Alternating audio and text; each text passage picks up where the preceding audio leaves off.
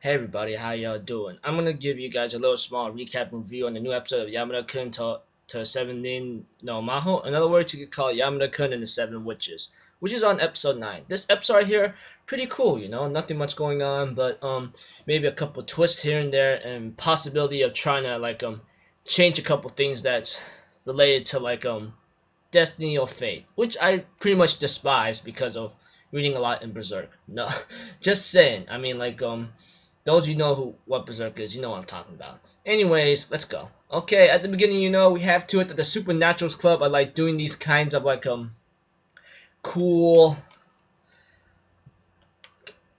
fortune telling thing, and it seems to work out. They managed to sell off a lot and make a big fundraiser out of it, But it was due to the help of the pink-haired witch's power, which is Sarushima Maria's power, and she says she asked Yamada-kun for a simple favor, to get rid of her power.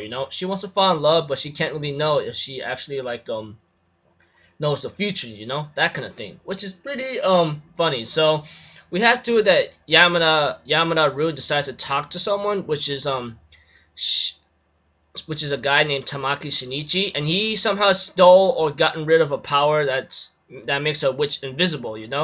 And that is pretty much shown around there, and he's shown an example of it, and that was pretty pretty cool, that kind of thing. But eventually yeah, it is shown around here and there, and he says he'll agree to the request after taking a look at Yamada-Ru's power, since he's a witch killer too.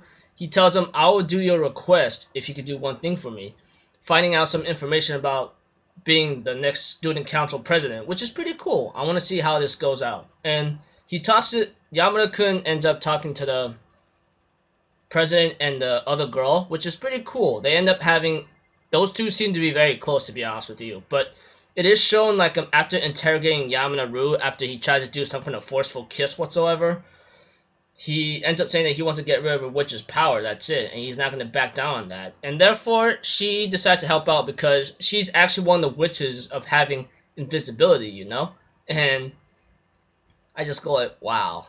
So that was pretty simple and not knowing what was going on here. But eventually, Yamada tells the Supernaturals Club about this, along with Sarashima, the pink-haired girl, witch or pink-haired witch whatsoever.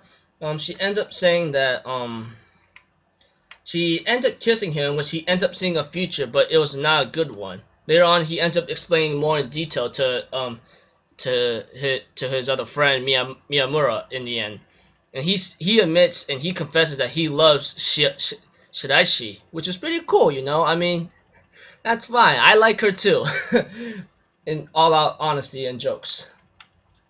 Anyways, as the episode continues on with its own progression, we find out that if you can find the seventh witch, which most likely to make an appearance sooner or later, he will try to see to it to get the guy